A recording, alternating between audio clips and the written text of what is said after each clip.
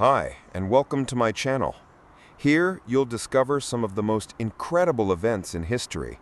Don't forget to subscribe so you don't miss anything, leave a like in advance, and enjoy the story. Who really defeated Nazi Germany? For many in the West, the answer seems obvious: the United States and Great Britain. The Normandy landings, the march of Allied troops through France, the liberation of Paris. This version is firmly rooted in public consciousness, in textbooks, and in films. But what if the decisive contribution to victory was not made by the West, but by the Soviet Union? What if without its sacrifices and resistance, the outcome of the Second World War would have been completely different and far more terrifying for the entire world? To understand how the world found itself on the brink of the largest conflict of the 20th century, we must go back to the events that began right after the First World War. In November 1918, Germany signed the Armistice of Compiègne, acknowledging defeat. In June 1919, the Treaty of Versailles formalized the terms of surrender: loss of Alsace and Lorraine, parts of Prussia, and all overseas colonies. Limitation of the army to 100,000 men, with no tanks, heavy artillery, or an air force. Ban on a submarine fleet. Reparations to be paid to the victorious powers. Official acceptance of responsibility for starting the war. These terms caused mass dissatisfaction across the country. Political tensions escalated between moderate parties, left-wing forces, and nationalists demanding revenge. At this time, a man emerged on the German political scene who would become the symbol of the coming dictatorship: Adolf Hitler. He was born on April 20, 1889, in Braunau am Inn, Austria-Hungary. After the death of his parents, he moved to Vienna, attempted twice to enroll at the Academy of Fine Arts, and was rejected both times. He lived on small allowances, took occasional jobs, and developed an interest in German nationalism and anti-Semitic propaganda.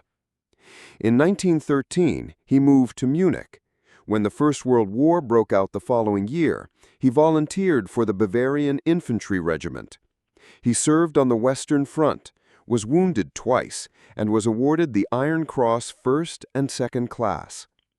In 1918, while recovering in hospital, he learned that Germany had capitulated. He perceived the defeat as a betrayal by politicians and the home front, a belief that would later become a central part of his ideology, known as the stab in the back myth. After the war, Hitler remained in the army, working in the Political Intelligence Unit. In September 1919, he was assigned to attend a meeting of a small radical group, the German Workers' Party, DAP. He soon joined, and thanks to his oratory skills, quickly became one of its leaders. In February 1920, the party changed its name to the National Socialist German Workers' Party, NSDP, and adopted a 25-point program that included revising the Treaty of Versailles, expanding territory into Eastern Europe, and depriving Jews of civil rights.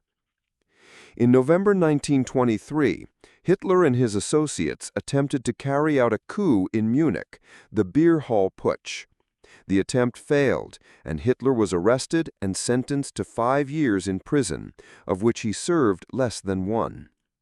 While incarcerated, he wrote Mein Kampf, outlining his plans to create a racially pure state and to conquer living space in the East. After his release, Hitler focused on rebuilding the party. By the late 1920s, the NSDP was still a minor political force, but the economic crisis of 1929 dramatically changed the political landscape. Industrial collapse, mass unemployment, and poverty made Nazi rhetoric increasingly attractive. In the 1930 elections, the NSDP won 107 seats in the Reichstag. By July 22, 1932, that number had risen to 230, making it the largest party. Despite this, Hitler refused to accept the position of chancellor without full control. Following a political crisis and the succession of unstable governments, on January 30, 1933, President Paul Hindenburg appointed him Reichschancellor. In March 1933, after the Reichstag fire, the Enabling Act was passed, allowing the government to enact laws without parliamentary approval. This effectively marked the end of the Weimar Republic and the beginning of Nazi dictatorship. From 1933 onward, Germany underwent rapid militarization. In 1935, reintroduction of conscription, creation of the Luftwaffe, expansion of the army. In 1936, reoccupation of the demilitarized Rhineland, a direct violation of the Versailles Treaty, met with no response from Britain or France. 1938, annexation of Austria, Anschluss, followed by the Munich Agreement granting Germany the Sudetenland from Czechoslovakia. The lack of decisive action by Britain and France convinced Hitler that he could continue his expansionist policy without the immediate risk of military confrontation from the West. In March 1939, Germany violated the terms of the Munich Agreement and fully occupied the Czech lands, creating the Protectorate of Bohemia and Moravia. Slovakia was declared independent but remained under effective control of Berlin. This was clear evidence that the policy of concessions could not restrain Hitler. In April, Germany issued an ultimatum to Lithuania, demanding the transfer of the Memel region, and Lithuania complied. Soon afterward, pressure on Poland began, with demands to return Danzig and provide a corridor to East Prussia. Poland refused. Britain and France guaranteed Poland's independence, but had no real plans for immediate military action against Germany. Their strategy remained to delay the conflict and try to avoid a full-scale war. In Moscow, it was understood that Poland alone could not withstand the German onslaught, and there was a clear threat of the USSR finding itself face-to-face with the Wehrmacht without allies. In April 1939, the Soviet Union began negotiations with Britain and France for a military alliance. The talks progressed slowly. The Western powers were reluctant to enter binding agreements with the USSR, hoping that Hitler would strike east first. Poland categorically refused to allow the Red Army to pass through its territory, even in the event of war with Germany. Negotiations dragged on for months. Only in August, after nearly 4 months, did the British and French military missions arrive in Moscow, and even then without the authority to sign binding agreements. By that time, Germany was already conducting parallel secret talks with the USSR, offering to conclude a non-aggression pact and define spheres of influence in Eastern Europe. For Stalin, this meant postponing the war and gaining time to strengthen defenses, reclaim territories lost after the collapse of the Russian Empire, and prevent German forces from advancing toward Minsk and Kiev in the event of Poland's defeat. The secret protocol to the Molotov-Ribbentrop Pact fixed the division of interests.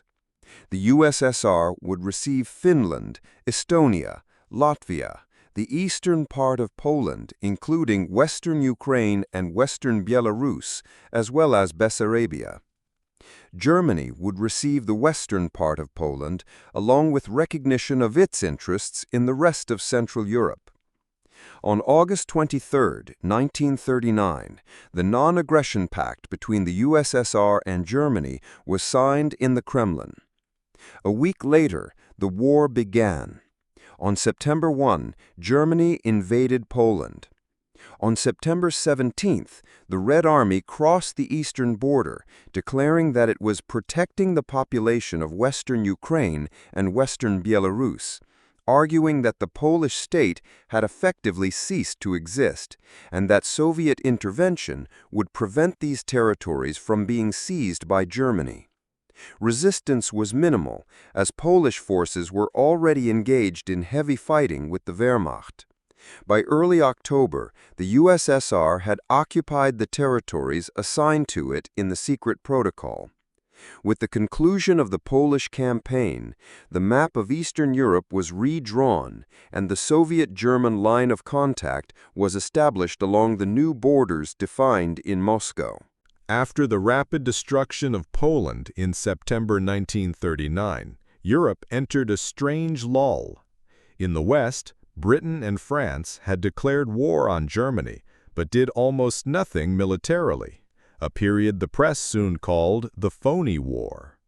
On the Eastern Front, however, the Soviet Union began to reshape the map according to the secret clauses of the Molotov-Ribbentrop Pact. In the summer of 1940, Soviet troops occupied the Baltic states, Estonia, Latvia, and Lithuania, effectively annexing them into the USSR. Soon afterward, the Red Army moved into Bessarabia and northern Bukovina, taking territory from Romania. These moves were not merely expansions, they were part of Stalin's strategy to create buffer zones against a potential German strike. But in the far north, Stalin faced a different kind of challenge, one that would become a military embarrassment and embolden Hitler's confidence. Worried that Finland might fall under German influence, and alarmed by the proximity of the Finnish border to Leningrad, only about 20 miles away, the Kremlin demanded territorial concessions.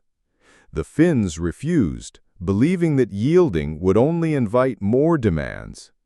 On November 30, 1939, the Soviet Union invaded.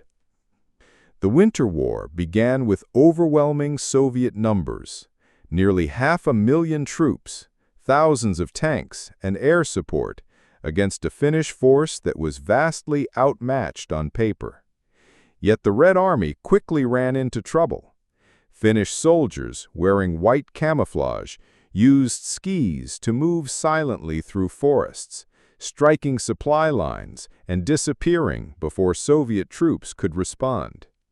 At the Battle of Suomussalmi, small Finnish units encircled and destroyed entire Soviet divisions using Modi tactics, isolating enemy groups in the snow and starving them into surrender.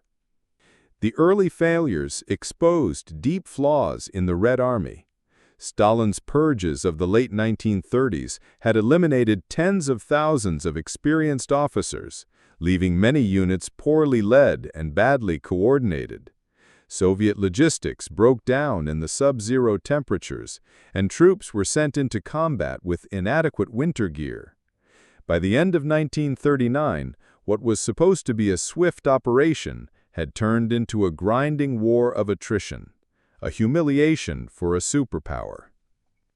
But Stalin adapted. Soviet command restructured, brought in fresh troops, and shifted to concentrated artillery bombardments, followed by massed infantry assaults. In February 1940, the Red Army finally broke through the Mannerheim Line, Finland's main defensive network. The Finns, exhausted and out of ammunition, had no choice but to sign the Moscow Peace Treaty in March 1940. They ceded 11% of their territory, including key borderlands near Leningrad. The Soviet Union had technically won, but at a staggering cost. Over 120,000 dead, 3 times the Finnish losses. For Hitler, the lesson was simple. The Red Army was large but incompetent, incapable of resisting a modern, mobile force. The Winter War reinforced his belief that, once France and Britain were dealt with, the Soviet Union could be crushed in a matter of months. Meanwhile, Germany consolidated its hold on Eastern Europe.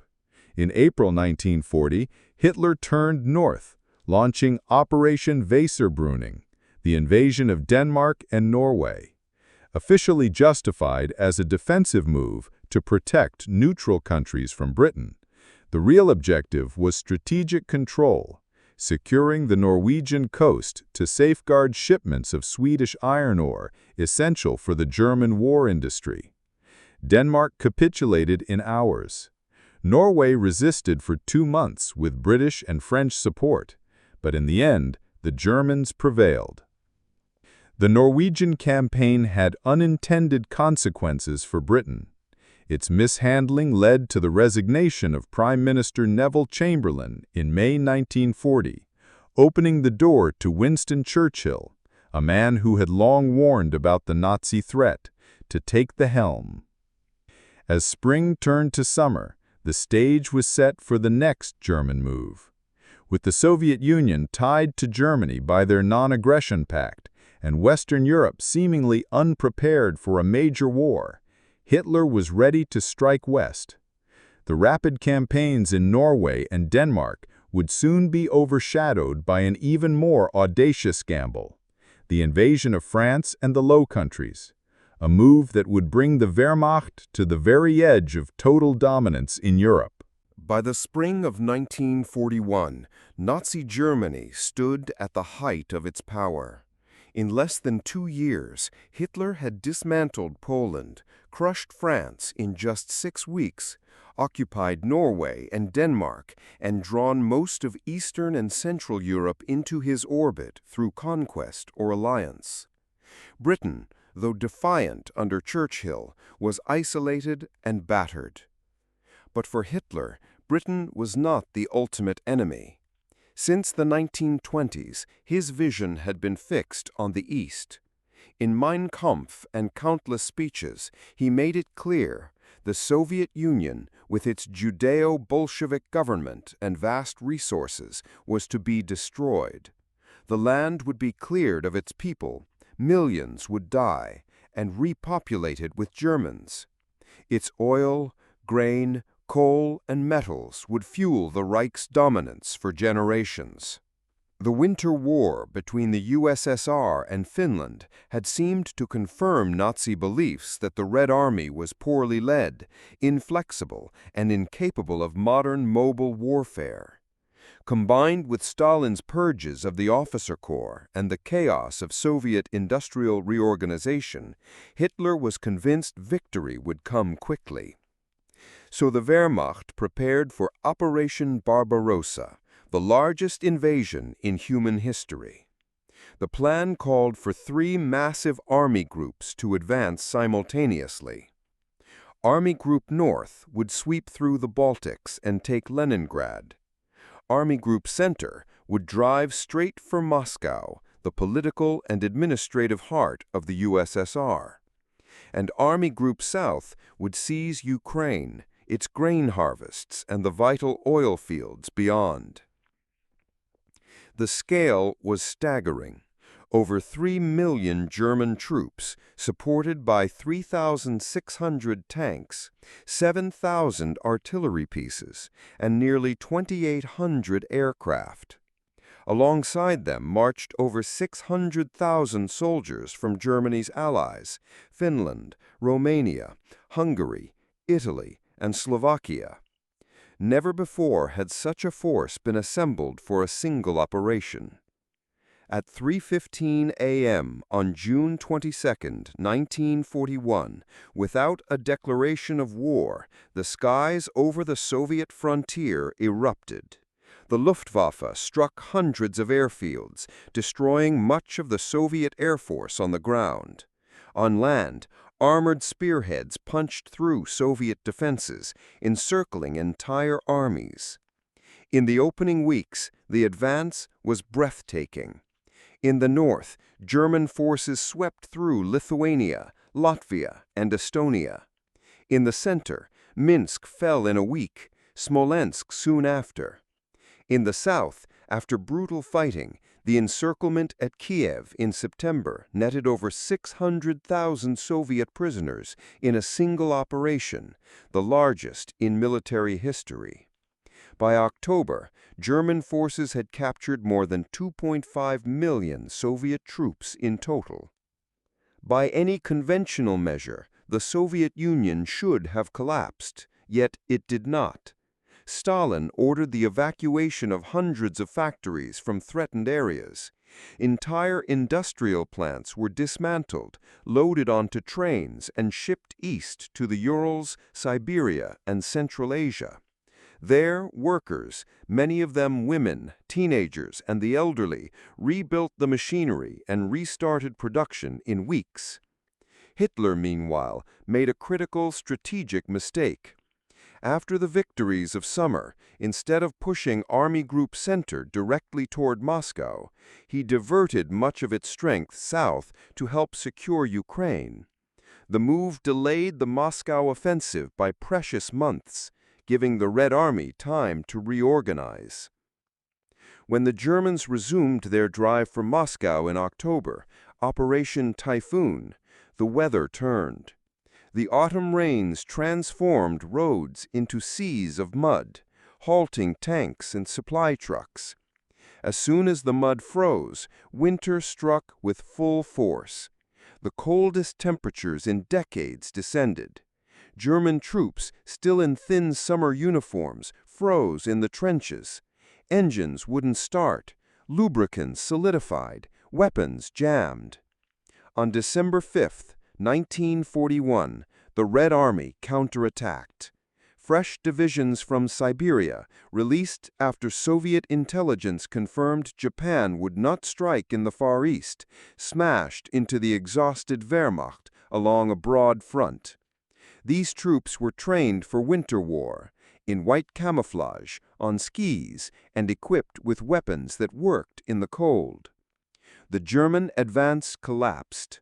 In some sectors, they were driven back over 100 miles.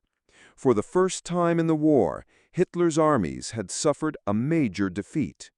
The myth of the invincible Wehrmacht was broken. The cost for the USSR was staggering. Millions of soldiers killed, wounded, or captured, and vast swaths of territory lost. But the strategic reality was now clear. The Soviet Union had withstood the most powerful military assault ever launched, alone, while Britain was still recovering from the Blitz, and the United States had not yet entered the war. From this moment forward, Germany faced the war it had never wanted, a prolonged two-front conflict against an enemy that could not be broken quickly. For the Soviet Union, the battle for survival had only just begun, and in the years ahead, it would become the central theater of the entire Second World War. The German advance in 1942 had one overriding goal: oil. Without it, the Wehrmacht's tanks, planes, and trucks could not fight. The fields of the Caucasus, centered around Baku in Soviet Azerbaijan, were the prize. Capturing them would cripple the Soviet war effort and secure Germany's fuel supply for years. Hitler's plan for 1942, Case Blue, split Army Group South into two massive thrusts. One, Army Group A, would drive deep into the Caucasus toward the oil fields. The other, Army Group B, would strike at the city of Stalingrad on the Volga River, severing Soviet transport links and anchoring the northern flank of the southern offensive. The name Stalingrad carried symbolic weight. For Hitler, taking the city named after his enemy would be a propaganda coup. For Stalin, losing it was unthinkable. In August 1942, the Luftwaffe unleashed a bombing campaign that turned much of Stalingrad into rubble. The destruction only made defense easier. The shattered landscape provided cover for Soviet soldiers who fought block by block, room by room, often at ranges where tanks and artillery were useless. By September, German forces had pushed to the Volga's edge. They controlled most of the city, but the Soviets clung to narrow strips of land along the river, supplied at night by small boats dodging artillery fire. Every day brought ferocious assaults. Streets changed hands multiple times in a single afternoon. Soviet sniper teams, like the now legendary Vasily Zaitsev, hunted German officers in the ruins, turning the city into a killing ground. Then, on November 19, 1942, the Soviets struck back.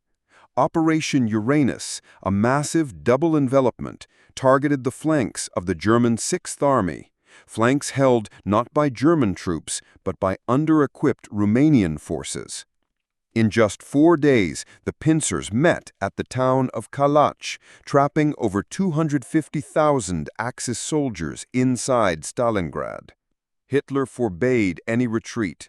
He promised that the trapped forces would be resupplied by air.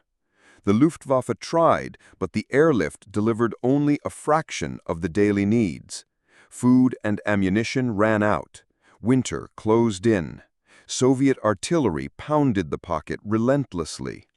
On February 2, 1943, the remnants of the Sixth Army surrendered. Of the 250,000 troops encircled, only about 91,000 went into captivity, and fewer than 6,000 would ever return to Germany.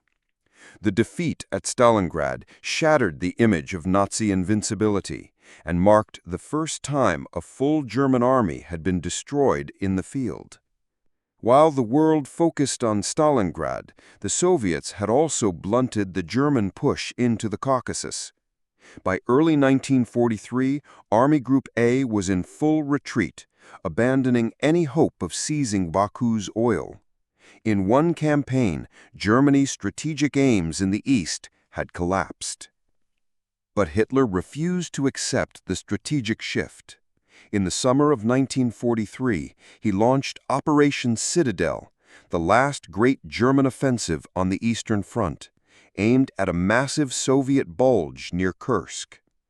The Germans assembled thousands of tanks, including the new Tiger and Panther models, hoping to deliver a knockout blow. The Soviets knew it was coming. Months of intelligence gathering and preparation had turned the Kursk salient into a fortress.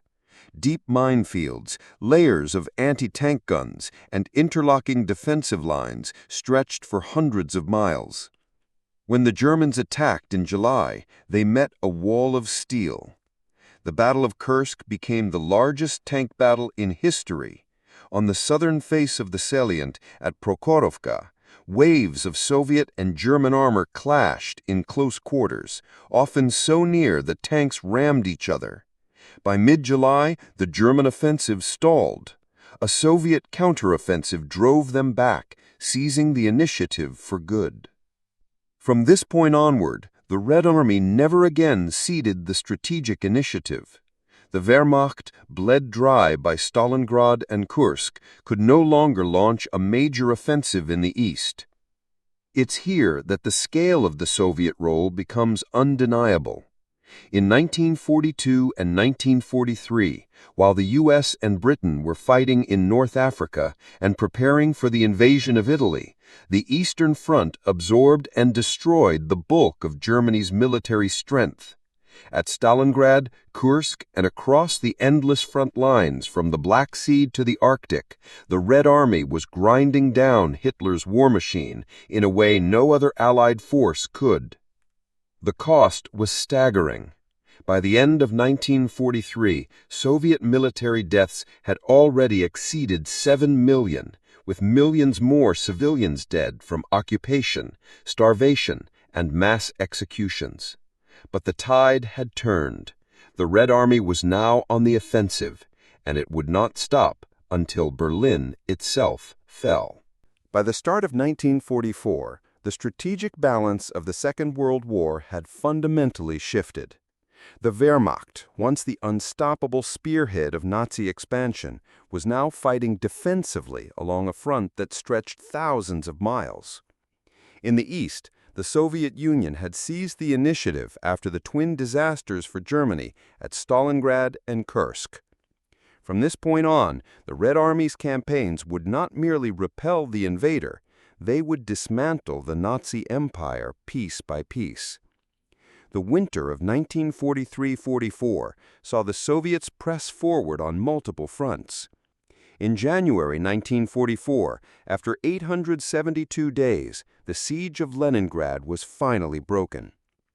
The longest and most brutal siege in modern history had starved the city, killing over 1 million civilians, yet it never fell. Its relief was both a strategic and symbolic victory, restoring a major port and freeing Soviet forces to push into the Baltic states. In the south, the Soviets launched a massive offensive in Ukraine. The Dnieper River, which German planners had hoped to use as a natural defensive barrier, was crossed in a series of daring assaults.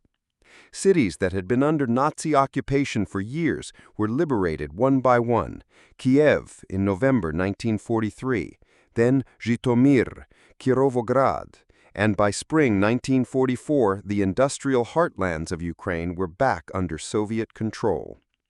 But the summer of 1944 would bring the most devastating single blow the Wehrmacht had ever suffered: Operation Bagration. Timed to coincide with the Allied landings in Normandy, the Soviet assault targeted German Army Group Center in Belarus. In June, over 2.3 million Soviet troops, supported by thousands of tanks, artillery pieces, and aircraft, smashed into the German lines. The offensive was a masterpiece of deception and maneuver. Soviet maskirovka, elaborate camouflage, fake troop movements, and false radio traffic misled the Germans about the main point of attack. When the real strike came, it was overwhelming. Entire German corps were encircled and annihilated. The cities of Vitebsk, Orsha, Mogilev, and Bobrusk fell in rapid succession. By August, the Soviets had advanced over 400 miles, liberating Minsk and effectively destroying Army Group Center. German losses approached 400,000 men, dead, wounded, or captured. Operation Bagration was not just a Soviet victory, it was a catastrophe that the German army never recovered from. It outstripped even Stalingrad in terms of scale and destruction, and it came at the precise moment when the Western Allies were still fighting to break out from the Normandy beachheads. On the Eastern Front, Nazi Germany's backbone had been shattered. Simultaneously, Soviet forces pushed into the Balkans. Romania, long a German ally, was knocked out of the war in August 1944 after a swift Soviet advance. The fall of Bucharest cut Germany off from its last major source of oil. Bulgaria soon followed, declaring war on Germany. Yugoslav partisans, supported by Soviet troops, liberated Belgrade in October. In the north, the Red Army drove the Germans out of the Baltic states. Estonia, Latvia, and Lithuania, annexed by the USSR in 1940 and occupied by the Germans since 1941, were retaken in a series of bloody battles. By the end of 1944, Soviet forces were on the borders of East Prussia itself. These offensives were not isolated victories. They formed a coordinated, relentless pressure that crushed Germany's strategic position. By the end of the year, the Red Army was fighting on German soil in East Prussia and Silesia. The Reich's defensive lines were collapsing under the weight of Soviet manpower, industrial capacity, and hard-earned battlefield experience. For the Western Allies, 1944 was the year of Normandy, the liberation of France, and the advance into Belgium. But in sheer scale and decisiveness, the Soviet offensives dwarfed even the largest Western operations. While the U.S. and British armies fought powerful but limited German forces in the West, the Eastern Front continued to absorb and destroy the bulk of Hitler's military strength. The cost for the USSR was almost beyond comprehension. Millions more Soviet soldiers died or were wounded in the 1944 campaigns, and liberated territories revealed the full horror of German occupation: mass graves, destroyed villages, and entire communities erased. Yet these sacrifices carried the war from the Volga to the gates of Berlin in less than 3 years. By January 1945, the Red Army stood poised for the final assault. From the Baltic to the Carpathians, Soviet troops controlled a line just 40 miles from the German capital. The Third Reich was surrounded, its armies bled dry, its industry bombed into ruin. In the West, Allied forces had crossed into Germany, but it was clear to anyone studying the maps, the road to Berlin lay open before the Soviets. The final chapter of the war in Europe was about to be written, and it would be written largely in the East. By early 1945, Nazi Germany was cornered. From the West, American, British, Canadian, and French forces had crossed the Rhine. From the East, the Red Army stood on the Oder River, less than 50 miles from Berlin. Between them, the once mighty Wehrmacht was a shadow of itself, starved of fuel, short of ammunition, and holding a front with barely trained recruits and aging veterans. For Stalin, the final push was both military and political. The Western Allies were advancing rapidly, but Soviet troops were far closer to Berlin. Control of the German capital would mean control over the post-war political order in Central and Eastern Europe. The last great Soviet operation of the war, the Battle of Berlin, was designed to end the conflict quickly and decisively. On April 16, 1945, the Red Army launched the Berlin Offensive with one of the largest artillery bombardments in history. Over 40,000 guns, mortars, and rocket launchers unleashed a thunderous barrage along the Oder-Neisse line. Entire sections of forest were flattened, towns reduced to rubble in minutes. Under the cover of this storm, Soviet forces surged forward. Facing them were some of Germany's last reserves, Wehrmacht units mixed with Waffen-SS formations, Hitler Youth teenagers, and Volkssturm, civilians armed with rifles or even Panzerfausts. Many had no real training. Still, the fighting was vicious. In the Seelow Heights, east of Berlin, German defenses held up the Soviet advance for several days in bloody close-quarters combat. But the weight of men and materiel was overwhelming. By April 19th, the German lines collapsed and the road to Berlin lay open. 3 Soviet fronts, the first Belarusian under Zhukov, the first Ukrainian under Konev, and the second Belarusian under Rakowski, converged on the city. As the encirclement tightened, Hitler remained in his underground Führer bunker, issuing orders to phantom armies that no longer existed. The battle for Berlin itself was urban warfare at its most brutal. Soviet troops fought from building to building, using tanks as mobile artillery to blast German positions at point-blank range. Resistance was fanatical in places, but hopeless. Civilians were trapped in the crossfire, and the city descended into chaos. Fires, collapsing buildings, and constant bombardment.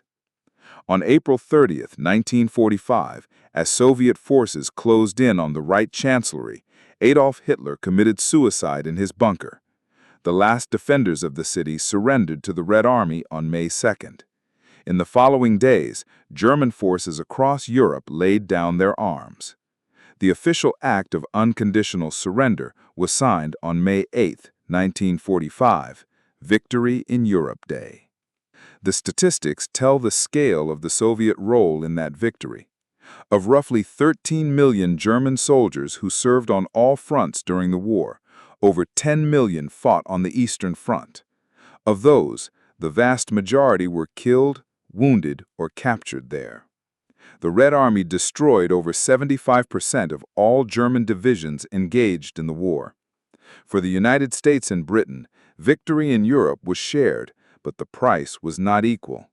While Western Allied forces suffered hundreds of thousands of casualties, the Soviet Union lost an estimated 27 million people, soldiers and civilians combined. Entire cities had been erased, and vast regions lay in ruins. Yet it was this unmatched sacrifice, fought on the largest and bloodiest front in human history, that broke the back of Nazi Germany. The post-war world was shaped as much by this military reality as by diplomacy. The Red Army's presence in Eastern and Central Europe ensured Soviet influence over the region, setting the stage for the Cold War. For decades, the story of the Eastern Front would be overshadowed in the West by narratives of D-Day and the liberation of France. But the truth remains, without the Soviet Union's relentless, crushing campaign from Moscow to Berlin, Hitler's regime might have endured far longer, and the cost of ending it could have been far greater. In the end, the banners that fluttered over the ruins of Berlin in May 1945 told a truth far more complex than the slogans printed in history books. Red banners, carried by soldiers who had marched thousands of miles through fire, snow, and mud, marked the Reichstag. They belonged to the Red Army, not to Hollywood war heroes or the neat, sanitized victories celebrated in the West. Yes, the United States supplied vital resources through Lend-Lease, trucks, planes, food, raw materials. Yes, the British fought with courage in the skies over London and in the sands of North Africa. But on the Eastern Front, the war was not a cinematic backdrop. It was the war. While D-Day is taught as the turning point, the Germans had already suffered their mortal wounds years earlier at Moscow, Stalingrad, and Kursk, battles fought hundreds of miles from Normandy, in a climate and on a scale unimaginable to most Americans. The Wehrmacht bled out in the East. 4 out of every 4 German soldiers killed in World War II died fighting the Soviets. This is not an opinion, it is arithmetic. The Soviet Union bore an unimaginable cost, over 27 million dead, soldiers and civilians, entire cities erased, entire generations scarred. In the West, the images of the war often end with cheering crowds in Paris or Times Square. In the East, the war ended with mothers searching rubble for the bodies of their children. If the USSR had collapsed in 1941, as Hitler expected, there would have been no safe Britain to launch D-Day from, no American foothold in Europe, no victory parades. The entire continent could have been locked in a Nazi empire from the English Channel to the Ural Mountains. But the USSR did not collapse. It absorbed the first blows, fought the largest battles in human history, pushed the Wehrmacht back mile by mile, and smashed its heart in Berlin. That is not to diminish the courage of Allied soldiers in the West, but to correct a historical imbalance. For decades, geopolitical rivalries of the Cold War allowed one truth to be quietly buried under layers of selective memory. Without the Soviet Union's resistance, sacrifice, and ultimate offensive, Nazi Germany would not have been defeated when it was, if at all. This is the part of the story rarely told in American classrooms, not because it is inconvenient, but because it forces us to confront the uncomfortable reality that the victory over Hitler was, above all, a Soviet victory, paid for in blood on an unimaginable scale. And perhaps that is why, 80 years later, the red flag over the Reichstag remains one of the most powerful photographs in history. It is the image of a truth too large to be forgotten, no matter how the narrative is written.